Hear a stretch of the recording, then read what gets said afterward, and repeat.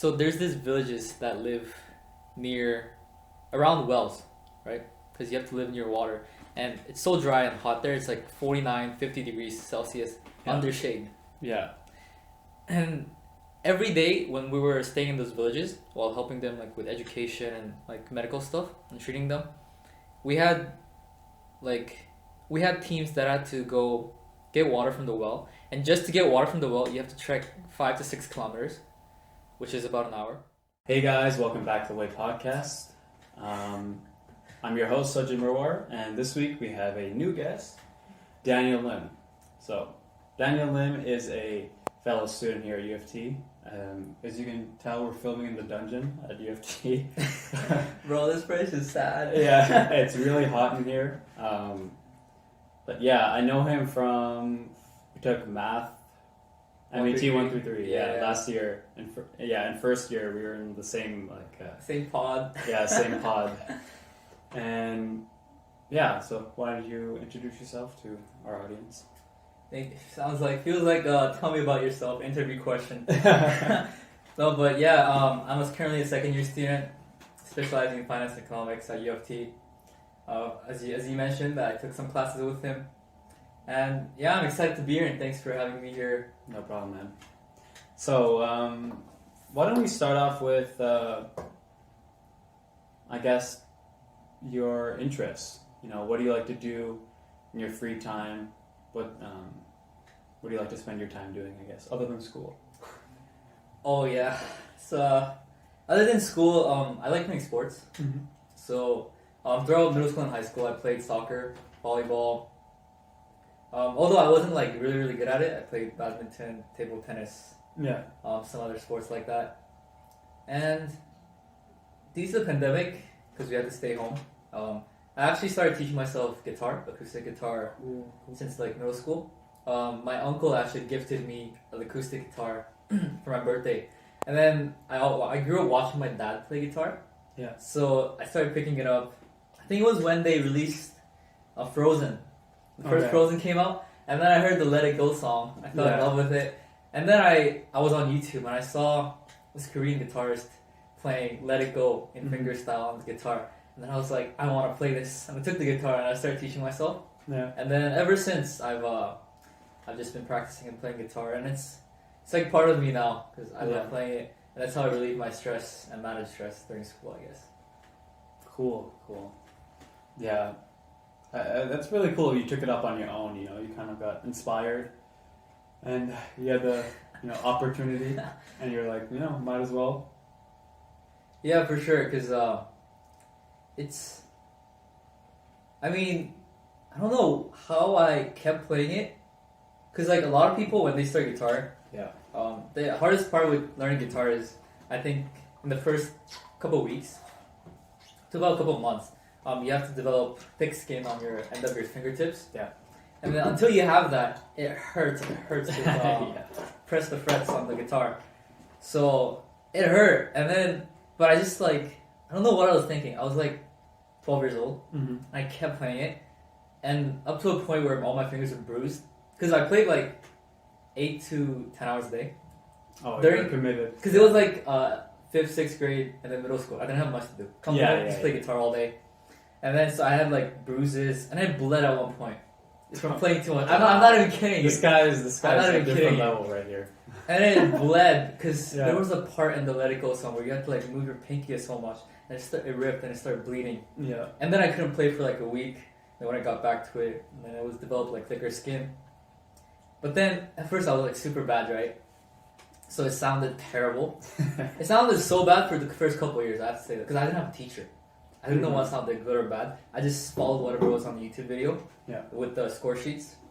And it was so bad. And I played until like midnight, right?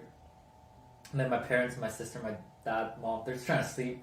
And I'm playing guitar, jamming and banging on it, full swing, like at night. And then when I wake up, I wake them up from my guitar sound banging because it's so noisy. So my mom threatened me at one point because we lived on 8th floor. It was back when I'm from Korea, but our family lived in China for about 6-7 years. So, and we lived on 8th floor. 8 is a really popular number in China. Yeah. And then my mom threatened me that she's gonna throw my guitar out the window if I played past 9 p.m. I know that So feeling. I had a restriction. Did your parents do that too? No, because I play trumpet as well, and it's not really, you can't really play trumpet by plugging your earphones in. Yeah, right? So they're like, can you please stop playing the trumpet in the house? It's so loud. I can throw the thing out the window. But yeah, continue. So that's what happened. But after about like 4 or 5 years, it started sounding like decent, and then like they were like okay with it, and then I would play like I learned to play softer, like nicer, more pleasing to hear, I guess. And then they were like more open with it, and now I think they like it because I have a sister. Yeah. And because I play all the time, she actually learned to play guitar a little bit, so she plays a few chords. She can play some songs. Yeah, it's pretty cool. My sister and I, we actually in middle school participated in like talent shows because I played guitar, she played too. Yeah. And then like she'd sing, and then we participated in talent shows. I did like fingerstyle duets and performances with people, and I was part of my church band as an acoustic and electric guitarist. I volunteered about like 2-3 years, and it's actually like starting something and keep pushing at it. You get to a certain level, and then it like kicks off, and you're like so glad that you did it. Yeah, there's a lot of stuff like that. Yeah, for sure. It's like when you first start, there's that point, I can't remember what like the theory was or the model that you use, but it's like there's a certain point when you're learning something new where you feel like you know a lot, which is close to the beginning. And the more you learn that you don't know. You don't really know everything because there's such a breadth of knowledge. And, you know, that's when it really gets fun, learning something. Because you realize that there's so many intricacies in, you know, playing guitar, playing piano, doing whatever, right? And reaching that level of, like, chasing that level of expertise in something. It's something that you may never reach. I don't think anyone will ever reach a point of pure expert, right? But, you know, the whole goal of just trying to improve yourself, it's, you know. I'm not like super crazy guitarist. He's being humble, guys. No, I'm not. I just play for fun. Yeah, but hey man, playing for fun. Everyone should be playing for fun if they're playing guitar. Even honestly, if they're playing for a job. If you don't find it fun, because my mom tried to teach me piano, tried to teach me violin, gave up. First one in 6 months, second one in a year. Like unless you find it fun, you can't keep on doing it. So yeah, that's like a lot of stuff, man. Yeah. But I do wish I kept learning piano. Like I regret giving up on piano. Yeah, it's like sometimes your parents need to push you. You might not initially like it, and there's other things where it's like they push you so long and you deal with it, but you also don't like it. That you still don't like it no matter what. But yeah, you know, like even when I was a kid, I started playing when I was 11, and you know, as a kid, like you don't want to go to piano practice. It's like, oh, I don't want to go. I don't want to practice and stuff. But then you hit a point where you're like, I actually really like this, you know. And that was me probably when I was 14, maybe 13, 14, where I was like, not just doing it because I like, you know, I kind of liked it, just like a lot of stuff. That's when I really got passionate towards it because I started making my own stuff. And, you know, learning about improvisation, just music in general and stuff. Like, you know, jazz, but blues is like the first genre that I really got into. And, you know, I learned the blues scale and started improvising over, you know, simple chords. And from there, like I stopped taking lessons when I was 15. And from that point on, I just continued on my own, you know, learning.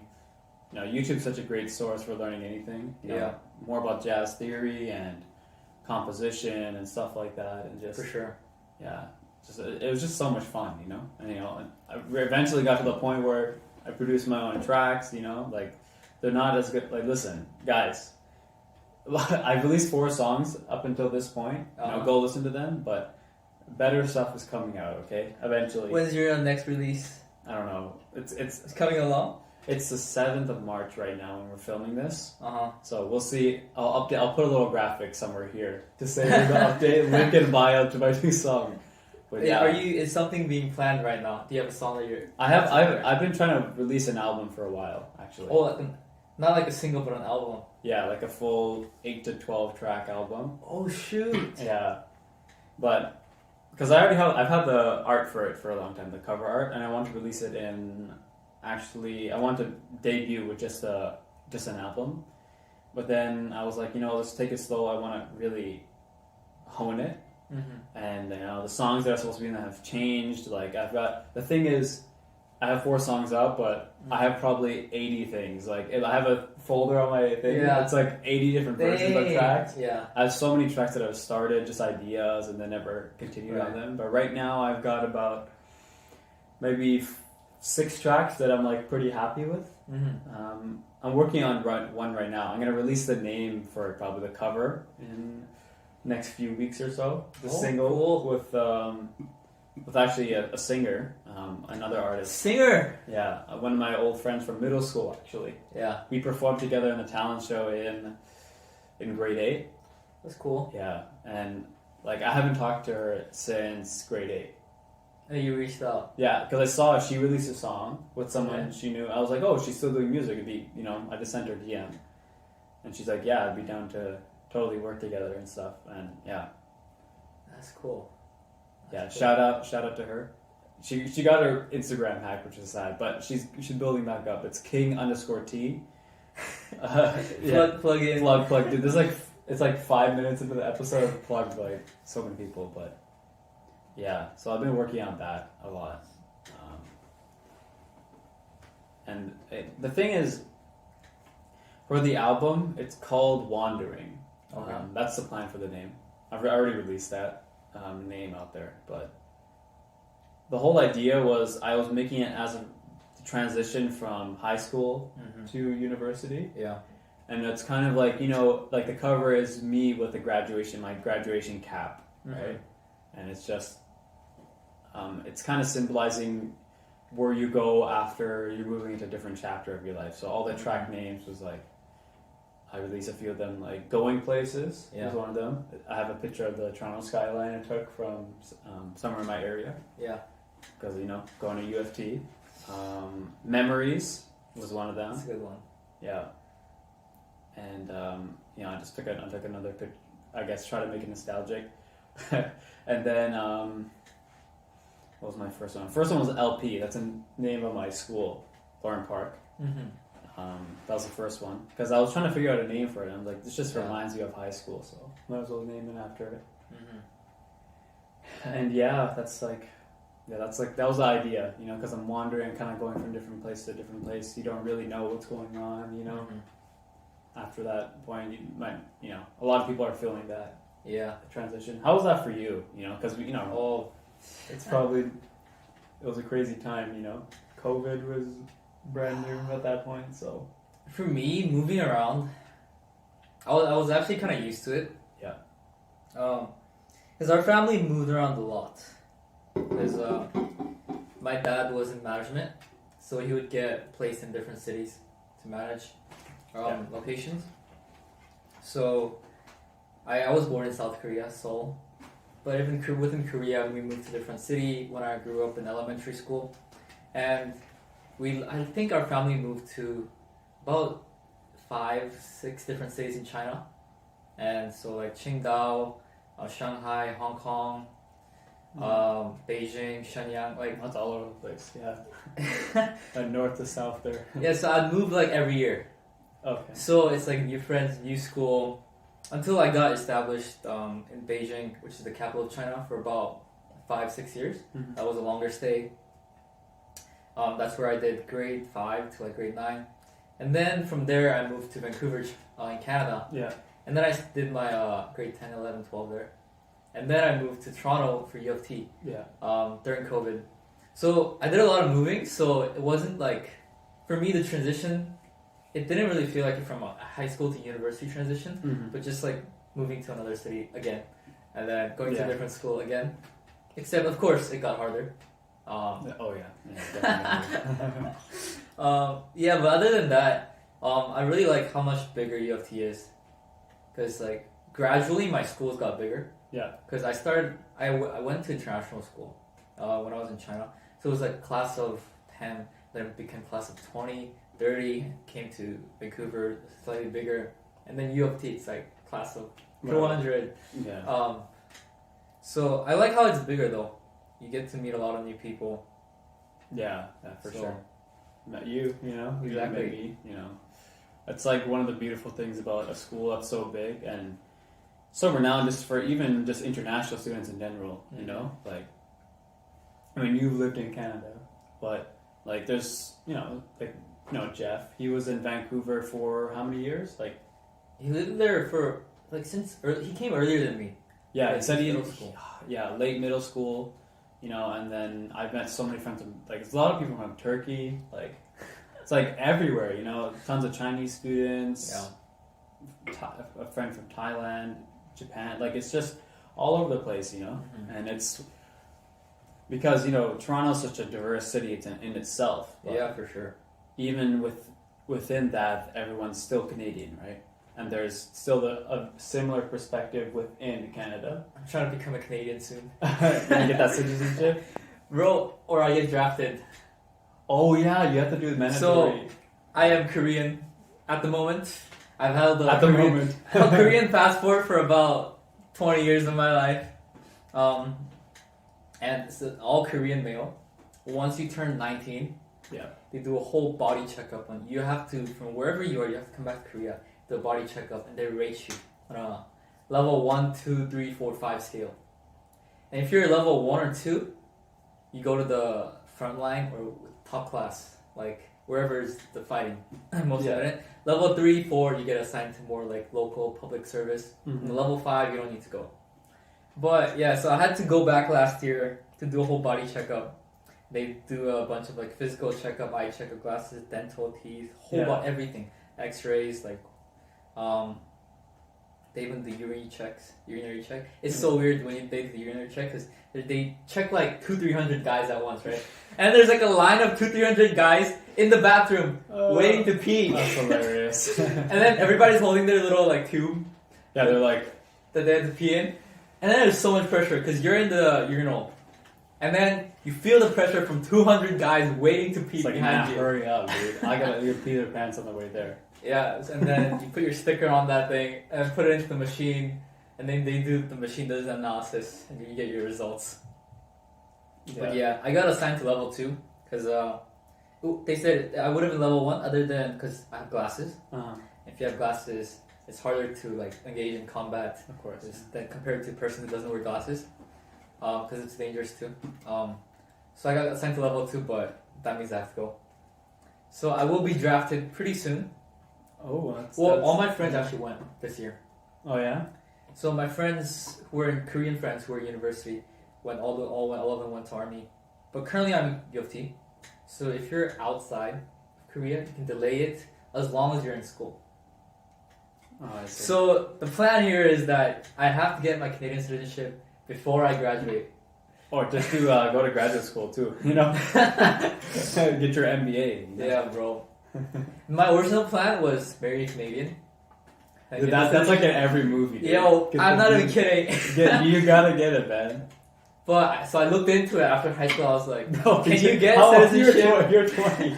Yeah, I looked into it. Yeah. And they changed the law. You can't get the citizenship even if you marry a Canadian. You still have to go through the same process. Yeah. Yeah.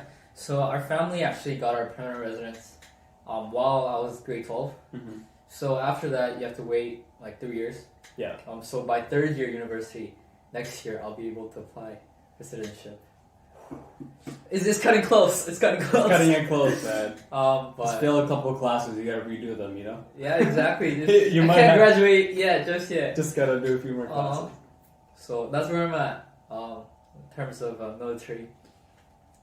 Yeah, that's pretty intense, dude. Especially with Russia attacking Ukraine.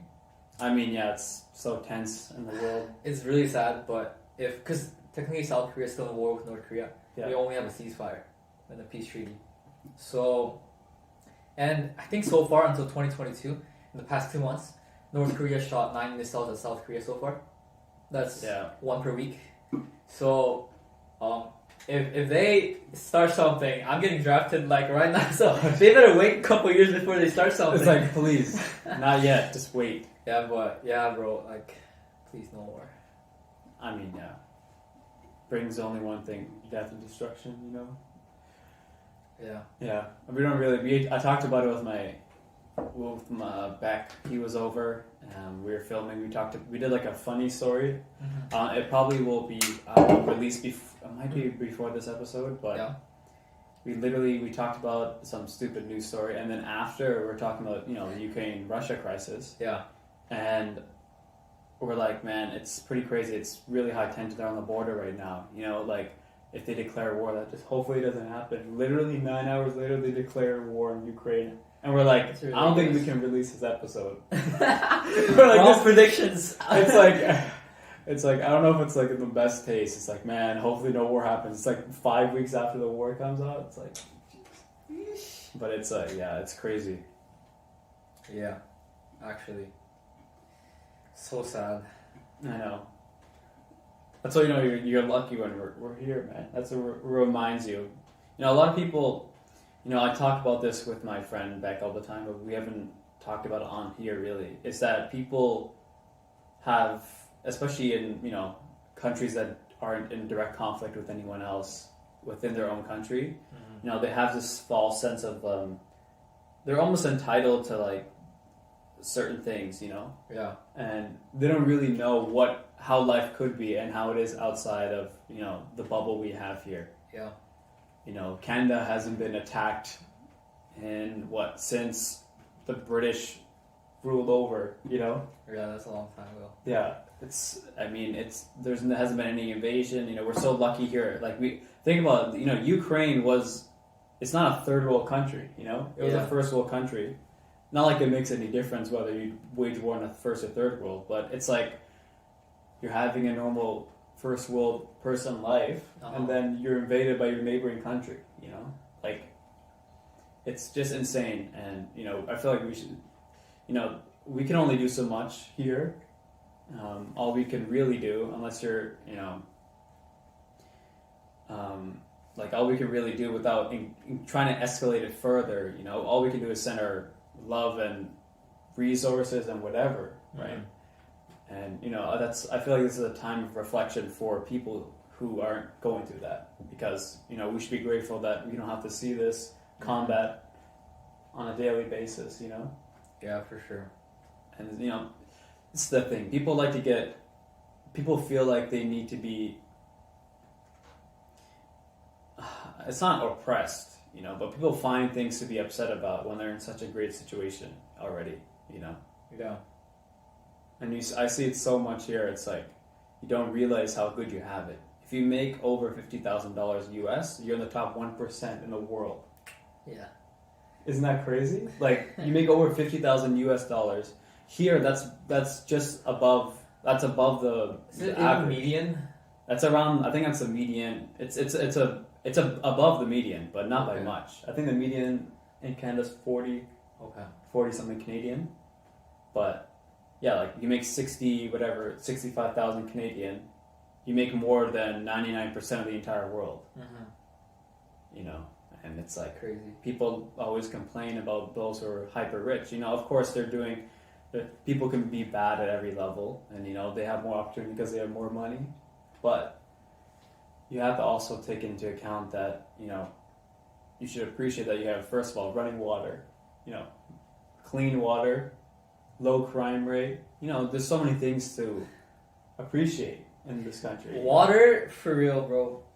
Because in the past summer, I went on a volunteering mission trip to Africa. Mm-hmm. I went to this remote part in South Sudan. So it was like a 3-month trip. And since there was no airstrips, we had to trek in. Oh, yeah? Yeah, and there's like rivers. So riverbeds. So we can't even drive in, because once we drive in, and if it rains, it gets flooded and we can't come out from us. Yeah. So we had to walk in, and then we were told that if it rains, we had to walk out through the river, like tie ourselves with the whole team, walk through the river with our bags out, So we went and trekked in. I think throughout the whole trip, trekked about like 300-400 kilometers. We had a 20-kilogram trekking bag with holding our tents, Yeah. water filters. It was incredible, insane. But we went in, and it was crazy because. So there's these villages that live around wells, right? Because you have to live near water, and it's so dry and hot there. It's like 49, 50 degrees Celsius under shade. Yeah. And every day when we were staying in those villages while helping them like with education and like medical stuff and treating them, we had teams that had to go get water from the well, and just to get water from the well you have to trek 5 to 6 kilometers, which is about an hour. Mm-hmm. And then when you're coming back, you're holding this jerry can with 20 liters of water each.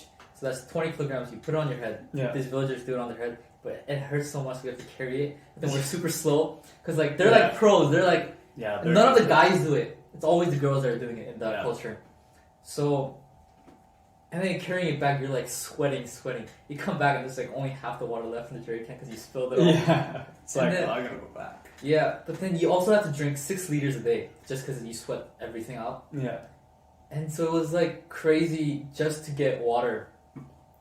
And the fact that I came back to Toronto, and then I saw tap water. I was just like, It's like, oh, I This appreciate is- this so much more. this is crazy. I have tap water. I can drink this. Like How long were you guys there for? 3 months. Yeah, it's a long. I mean, you definitely adapt to the situation. Became primitive. Yeah, like it's like water. It's not 50 degrees. We're not boiling on the inside of our bodies. You know. It was 50 degrees. You like sit under the shade, and you're dripping. Like snow just drips from what's snow? Sweat just drips from your face. Yeah. It's your brain gets fried. You literally feel fried. Yeah. It's crazy. It's like the only time I've been in that kind of heat. I mean, the difference. I mean, here it's just humid here. It's different heat. But you know, we went to Vegas, and the thing is, for me, like, I can handle pretty hot temperatures, but like, you know, when you have to walk 6 kilometers, you know, like, I can handle 50-degree weather. Like, I could wear pants at 45 degrees. But if it depending on the heat though. Like if it's dry heat, then I'm good. Okay. But dude, but it's also like we're not outside for 90% of the day in the sun, walking to get water. You know, like it's a different experience. You know, imagine. Yeah, it's pretty crazy. It really makes you appreciate what you have. Like, yeah, for sure. Because like we went there, and one of the things was another issue was there's no food. Because these people are still farmers. They don't use money. Yeah. I this barter system. Yeah, they have a barter system, and how it works is it's cows and goats, and chickens. Each chicken's $30 USD. Each goat is about 150 to 100. Each cow's, if it's a good one, is $300 to $500 USD. And so they have a barter system, and they grow up as just learning to take care of their like herd. Yeah. And it was just crazy because another thing, when they do, so if you want to get married in that society, in that culture, so this whole area was called Toposa land because the tribe's name was Toposa tribe, and they spoke the Toposa language. And in their culture, if you want to get married, you have to pay the price for the bride. Yeah. You know about it? Yeah, I know about that. Yeah. It's pretty, And it's usually you pay like a certain amount of cows, like 20 to 50 cows, and it's if you pay a lot, you pay up to 100 cows, which is like $50,000. Yeah. And so it was crazy. And what happens is you literally buy the wife from the family, and the family thinks of it as a transaction. So once she's bought, they don't think of her as a daughter.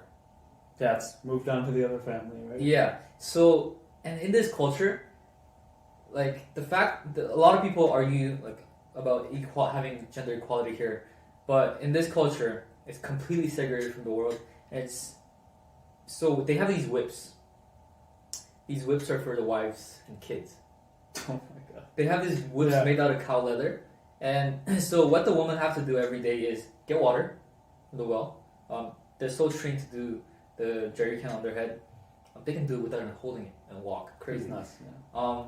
and then they have to cook Mm-hmm. and take care of the kids, and all that. Everything they have to do: clean the house, build the house. The guys do not do anything. All they do every day is lie down under this tree shade. It's ridiculous. That's hilarious. They're called the elders of the tribe, and so all they do is lie down and kind of give advice to people on how they should do things and how the woman should do the work. And if the woman don't do the work on time, it's like if they get hungry, the food's not ready, the wood comes out. And it's crazy when you see them getting beaten. You can't do anything. So we can't intervene with their culture. And the kids too.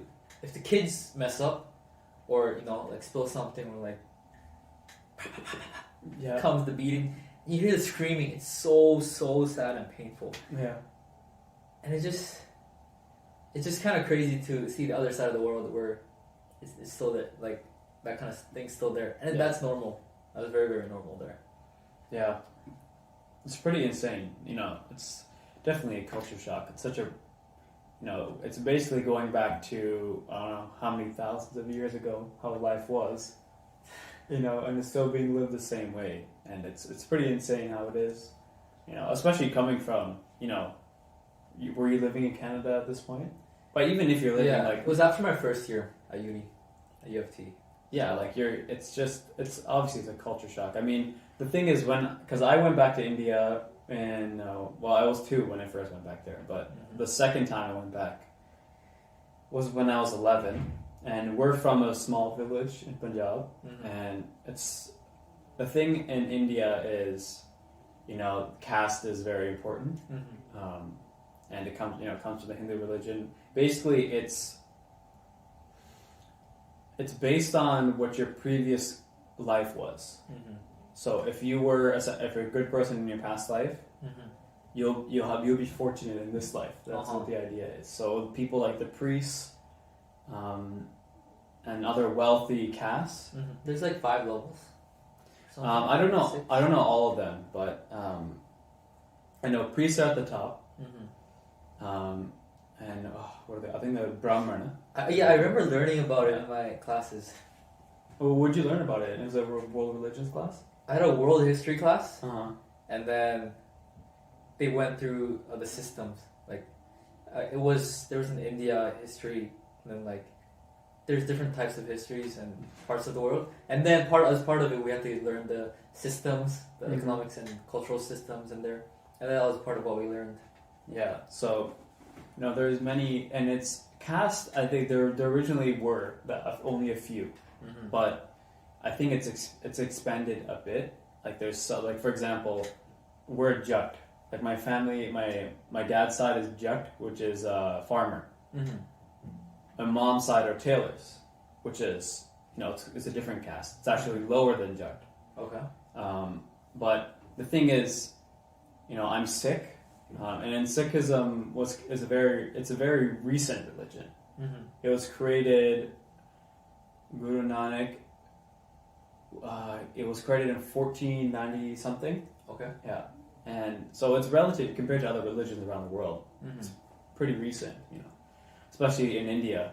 Hinduism has been around for 3,000 years at that point, and it was born out of actually an amalgamation of a lot of different teachings in our holy book, the Guru Granth Sahib.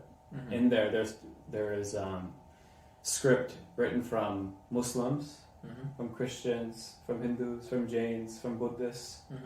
All different religions are in there. It was created Guru Nanak. He had a best friend who was Hindu. Okay. And he had a best friend who was Muslim. And there's a story that, he cremated one and he buried the other one. And then when he died, they don't know where he went. They don't know where his body went. Obviously, it's just a story. He's a real person. But, that was actually one of the main principles of Sikhism is that caste does not matter. Because caste, the thing is in India, there is a race problem with races, right? Not like in North America, nothing like that. Okay. But it's still prominent. There's this idea of the Aryans. When you think of Aryans now, you think of Hitler's Aryan race, right? Yeah. But really, that term Aryan or Arya came from Sanskrit, which was, it basically referred to someone who was noble, but eventually came to be known as a genetic group. Mm-hmm. So the Indo-Aryans are the people who were part of this tribe called there's a lot, I'm going a little deep. Proto-Indo-Europeans. Yeah. These people essentially created 40% of the languages we speak on the world. Dang. It's amazing, really. Yeah. Because I was researching Hindi and Punjabi and the origin of our languages in that region. Mm-hmm. And Proto-Indo-European people, they are from the Eurasian steppe or steppe. Mm-hmm. They argue whether, between Turkey and Georgia, that area, maybe about, I don't know how many thousands of years ago, but they say basically all languages of Europe, and then the languages of Iran and India, right, were born from that language, Proto-Indo-European, and then the Indo-Aryans were the ones that came to obviously northern India, and then the original people who were there for many years were the Dravidians, and there, for example, there are a lot. The stereotypical Dravidian look is someone who is much darker, shorter, and then Indo-Aryans or Aryans were people who were taller, had sharper noses, lighter skin. I would stereotypically be an Indo-Aryan. I'd be an Aryan. Okay. But now, in modern times, people present differently, obviously. People in the south are shorter, darker. People in the north are lighter, sharper nosed. But the thing is, if you go look at people's DNA, everyone's DNA is nearly the same component of both, Dravidian and Aryan. But it's just how it's presented. And that is something that's existed also in India as well. And that, prevailed through the caste system as well. And, it's changed a little bit, but really, since it's a Hindu-dominated society, right, 70% Hindu, it's going to prevail throughout society. For example, Patel, that last name, if somebody is a Patel, they call them a Singh. If they still believe in the caste, they'll say, I'm not a Singh. Don't call me, don't confuse me for those. They're lower than that. Yeah. And the caste system it's so ingrained in society. Even in, for example, how we have the programs where African Americans are given opportunities and scholarships to come to universities, right?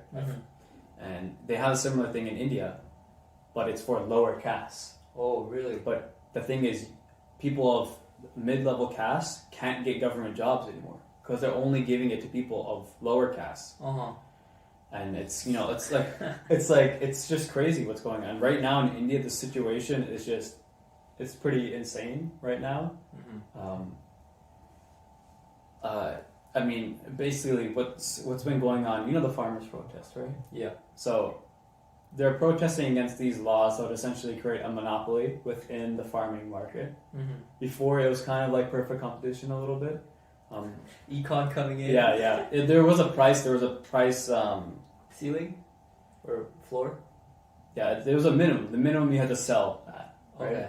And basically, they'll get a minimum of this amount from the farmers. Will all get that, right? And it was like that for a long time. And then they introduced these laws, especially in Punjab, right? Punjab basically produces tons of almost all of the produce for India, and almost a lot of the water comes from there, right? Punjab, the name comes from Panj, which is 5, and Ab is river, 5 rivers. Okay. And basically, what they did, the government, they're basically disbanding that, and they're basically be a monopoly within that region, and they're all protesting against. And this guy Modi, he was part of this group called RSS, and they're a Hindu nationalist group. So a few years ago, there was this whole thing going on. This was right when he was elected. Yeah. Basically, Hindu extremists and nationalists were attacking people, calling them cow smugglers, So in India, you can't kill cows at all. Like in certain parts of the country. Really? Yeah. Why It's is like, that? Because you can't eat. Hindus don't believe in eating beef. Right. So it's like sacred because cows actually have been in India for I think over 5,000 years. Even in the Vedas, or the predecessors to Hinduism, and there they talk about drinking milk, creating yogurt, from the cows that were from that region, an ancient form of the cow. Yeah. And it's so ingrained in Hinduism, And basically, they're finding these people like Muslims, like they in India, Muslims are the ones who eat meat. Like most of the 40% of the population or something is vegetarian, but those who eat meat in India are the Muslims, really, and they just don't eat pork, but they eat everything else. Yeah. And obviously, if they eat beef, it's a whole thing. So there's these guys called the cow vigilantes. They would find people bringing cows to be slaughtered. They would find them and beat people. Like a gang of 30 people would take the guy out of the car. And there's hundreds and hundreds they'd go to the person's house, kill them. These are all like extremists. And there's no prosecution of anyone. And this has been going on for maybe 4 or 5 years. Still, right now? It's gone. Right now, it's at its peak. There's no it just keeps on going up because the elections are coming up, and Modi was part of I said RSS. RSS is the Hindu National Group. Yeah. And he's not going to do anything, right? Basically, they're following this. There's so much propaganda about this idea of Hindutva, which is basically pure. It's not pure. It's like one people of India, right? Mm-hmm. But they think Hinduism is the people of India, and Christianity and Islam have tainted it over hundreds of years, right? Because India was conquered by the Mughals, who were Muslim. Christianity is growing in India. Mm-hmm. Muslims are the second highest concentration of a different religion there. Mm-hmm. They make up, I think, just under 20%. Mm-hmm. And they're trying. Islam is one of the fastest growing religions in the world. Yeah. And the thing is, they're trying to eradicate that, essentially. And they're basically a Nazi group for Hinduism, to put it bluntly. And, they're, even in South India, in Karnataka, they released, Muslim students who are in hijabs are being harassed. You can't wear that at school by these RSS members. They're, brainwashing these youths. And they adorn these saffron scarves. That's their garb of choice. Uh-huh. And basically the government there and the state, not even the city, there's so much harassment. Basically said you can't wear any religious garb at all, including the saffron scarf, including the hijab, because they know they can't say you can wear whatever you want. Yeah. Because they know this harassment is going to continue to happen. And now hijabi girls can't wear their hijab to school. Yeah. And then it's just crazy what's going on in there, dude. And the election's coming up, and it's just so much propaganda, brainwashing. I was on YouTube, and there's so much propaganda against it. There's this channel, I forget the name of it now. Something with Bharat in the name, but it's basically the main channel where they're discussing that idea of Hindutva, making India a Hindu nation once again. Yeah. Sounds familiar, right? It's crazy, and and the thing is, Sikhs are a religious minority. Yeah. There's only 25 million in the whole world. Okay. Yeah. And in India, they make up about 2% of the population, maybe less. Mm. And the thing is, there's always been a problem between Sikhs and the government. Mm-hmm. Ever since the British have been there, even before that, the Mughals, the Persian invaders, they came. Mm-hmm. They took over India. They had to fight. The Sikhs were originally from Punjab, which is the area right next to Pakistan. Yeah. And Pakistan used to be part of India. Mm-hmm. And whenever an invader would have to come, they would have to come through that area, Khyber Pass, because all northern India is surrounded by mountains, right? The Himalayas on the other side, no one's coming from there. Yeah. And so we've been besieged for so long. We're the ones fighting the wars, right? And eventually, they're taking over the whole country. It's been ruled over by multiple different people within.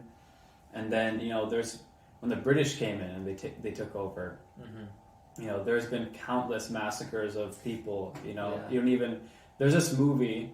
I actually watched the movie about it. I forgot the Which title of the movie. Udham Singh? I don't know, but it was about the massacre. Which one though? Like was I watched it in my history class. I don't know the title. But it's about the massacres in India when the British came in. It was probably, there's a lot of movies. The thing Yeah. the thing with Punjabi movies, they're either really stupid rom-coms or they're like serious. Oh, it was a serious one. Yeah, serious 3-hour-long war movies. There's not a single joke. Like, if you want to watch a movie and really see how the British treated, India, you watch this movie called Udham Singh, who's a freedom fighter. It was released a few years ago. This took place after this massacre in Amritsar, which is where the Golden Temple is in India. Mm-hmm. And basically back then, more farming laws, same sort of thing was happening, but by the British. Mm-hmm. This is in the 30s. And they're called the Black Laws. Basically the same sort of idea, taking away the rights from the farmers. Yeah. Many protests. And this was when the British were losing the grip of India. Yeah. Slowly, after hundreds of years, pillaging the land, they're slowly losing their grip, leading up to the war. Mm-hmm. And there's these two freedom fighters, Sikh freedom fighters. Everyone talks about Gandhi, right? Yeah. Famous guy. Yeah, but Gandhi when he came in, the British were already leaving. Okay. He was the one in the government. He's painted as the father of India, but Mm-hmm. he wasn't the one actually fighting on the ground level. This guy, Bhagat Singh, one of the most famous faces in Sikh history, he was a freedom fighter for India, not just for Sikhs. And, they would launch strikes against the British. They would be, is martial law. They would go to the embassy and they would attack the embassy, and it was just like guerrilla tactic. Like, it's just revolutionary times. And then Bhagat Singh was captured and he was hung by the British. And after that, Udham Singh, the movie is about his story of how he continued after Bhagat Singh was killed. Because after he was killed, the revolution was dying. It was done. Yeah. Basically. And for many years, right?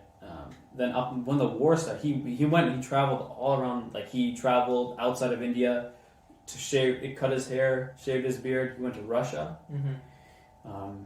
to try to get help from the communists to help, because they were socialists, both of them, because they thought monarchy was, obviously ruining the world, the world they live in. Mm-hmm. He went all these different places, and he eventually made it to England, and he assassinated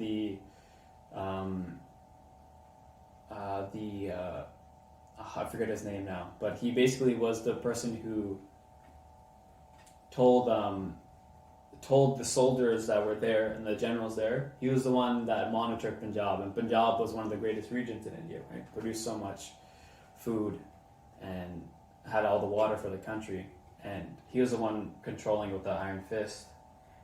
And there was a massacre in Amritsar, and he was the one that basically, it was to quell the rebellion. Mm-hmm. And it's in the movie, it's one of the, like, even, you watch Saving Private Ryan, it's like, it's worse than that. Like, it's, because it's not 15 minutes, it's 30 minutes of gunfire. It's families, children. They massacred, I don't know, thousands of people, and it just, that's the kind of history that we have with Sikhs, and that's not even all of it, like in India, after that point, after partition, we were supposed to get, fair treatment. It's written into the treaty with Gandhi that Muslims, Hindus, Sikhs will all get fair treatment and whatever, they get what they deserve. So when they split, they cut Punjab and they reduced it to the size it is now, which is much smaller. and they created Pakistan. Muslims got their own country, Mm-hmm. and then they have Bangladesh, which is East Pakistan, which is on the other side. And India was Hindustan, but there was no Sikh. Sikhs basically got screwed. They had no land. Mm-hmm. There was nothing for them, and you know, ever since then, well, not even ever since then, it's been a struggle to regain any sort of right. Sikhism is not even recognized as a religion on its own in India. It's recognized as a sect of Hinduism. Are you planning to go back? Yeah, I mean, I haven't been back in 8 years, but yeah, I definitely want to go back, you know. Like, do you want to work in India in the future? I don't know, work in India, but definitely, like, you know, going back to the village, Mm-hmm. it just feels, you know, you're connected to where we come from, you know. Yeah. Like my dad, we went to a small village called Langadi, and, you know, it's such a simple life there, farming life.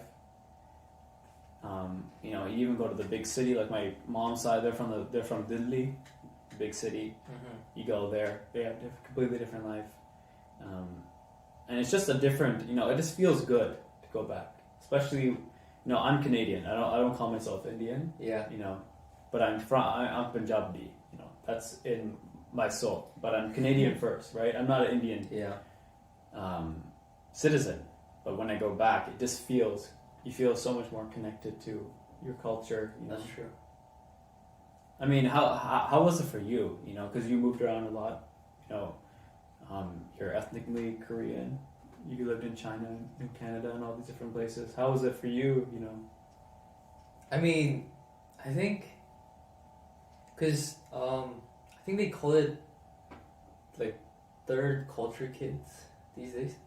For kids that move around, lived in more than 2 countries as growing up.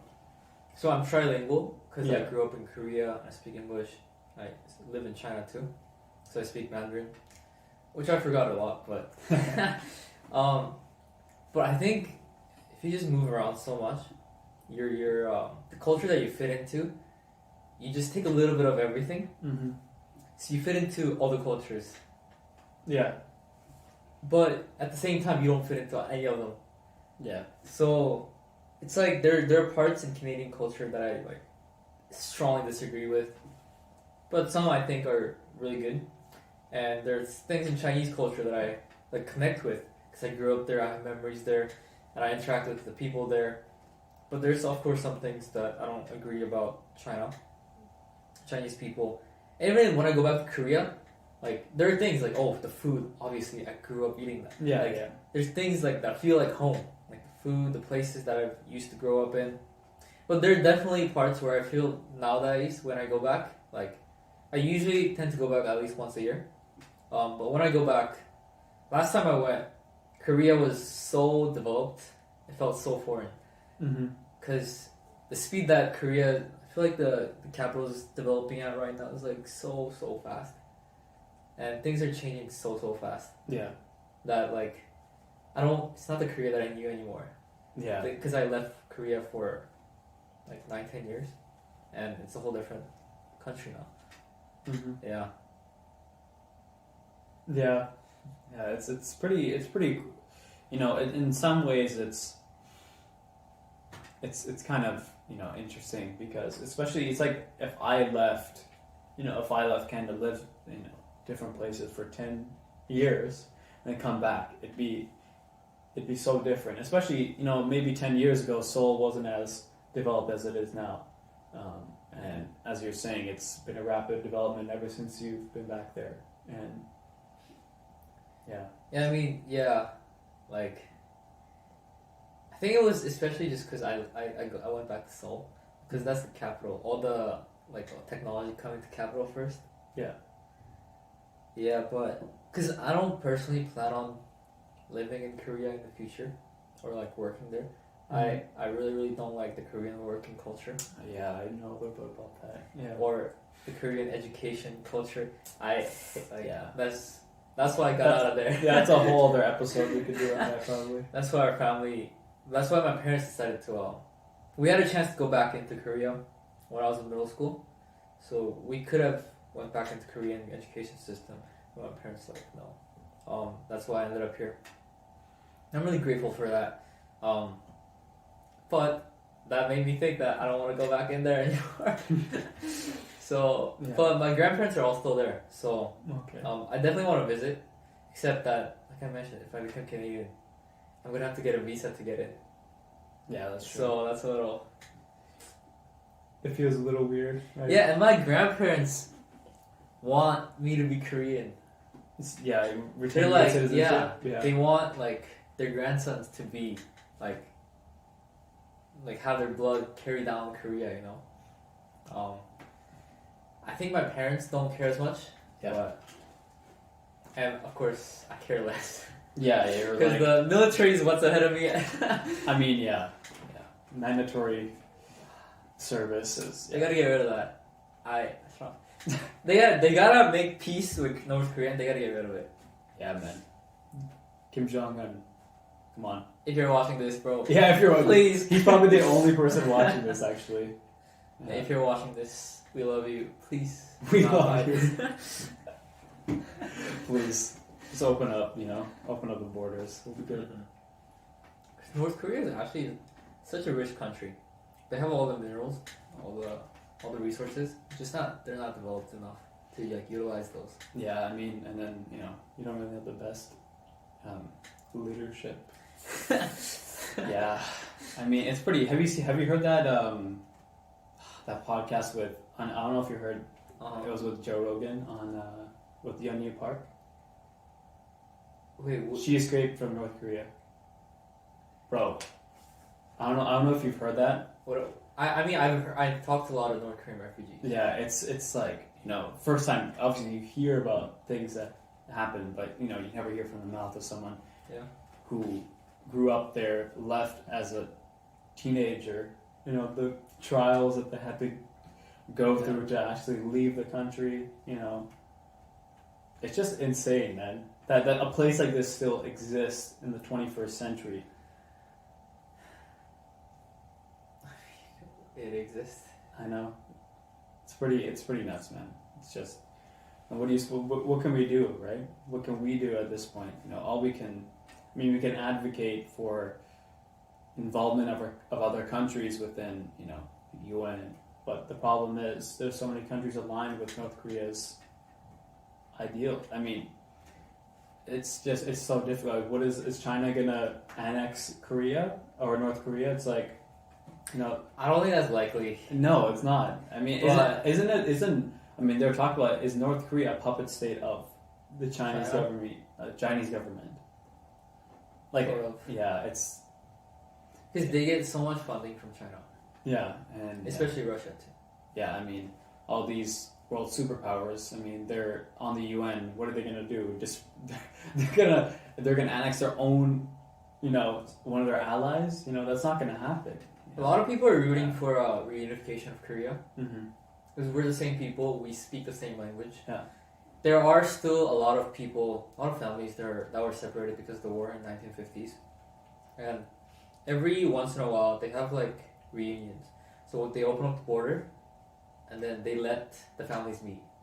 That's actually crazy. So the North Korean and the South Korean families.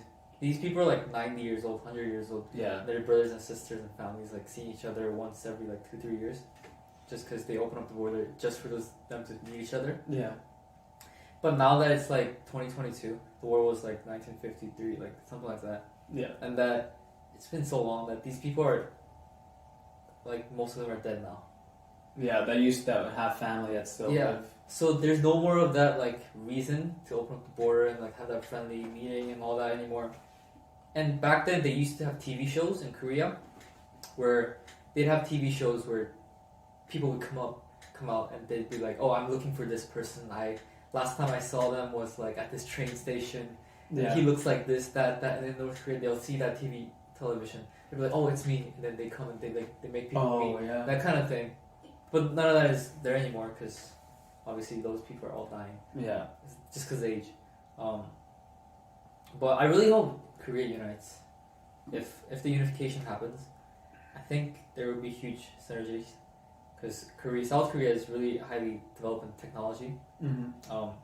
and then infrastructure. While North Korea has all the resources, So like there's all the economists and studies and research done into like, oh, what if they reunite? What will be the cost and what will happen to the growth, next GDP growth and all that. Yeah. And it's in the long term beneficial, in the short term very detrimental to South Korea. Yeah, I mean, it's like you've been at war for 50 years or whatever, 70 years actually at this point. Yeah, so like Korea will actually have negative GDP growth in the first 10, 20 years because it's just because they have to invest so much into North Korea. Improving infrastructure. Yeah, but in the long term, it's good obviously. Yeah, because they have the resources. But of course, all the presidencies, they're trying to get the short term. They're trying to get in the office. They're only looking short term. It doesn't really work out. And China and Russia's not going to just sit there and watch us. Yeah, reunite. They're too involved in that. Yeah. So, I'm praying that they reunite sometime.